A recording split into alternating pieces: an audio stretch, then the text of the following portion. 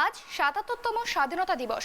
সারা দেশের সঙ্গে সঙ্গে উত্তর দিনাজপুর জেলাতেও যথাযথ শ্রদ্ধার সঙ্গে পালিত হচ্ছে দিনটি। সকাল থেকেই স্বাধীনতা দিবস উদযাপনের ছবি দেখা গেল রায়গঞ্জ শহরে। শহরের বিভিন্ন প্রান্তে পতাকা উত্তোলনের মধ্য দিয়ে পালিত হচ্ছে দিনটি। এদিন বিধায়ক কার্যালয়ের সামনে পতাকা উত্তোলন করেন রায়গঞ্জের বিধায়ক কৃষ্ণ কল্যাণী।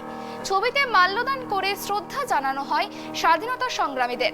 পরবর্তীতে কল্যাণী সলভেক্স মিরুয়ালে অবস্থিত ফ্যাক্টরি এবং সমাধান অফিসের সামনেও জাতীয় পতাকা উত্তোলন করেন বিধায়ক।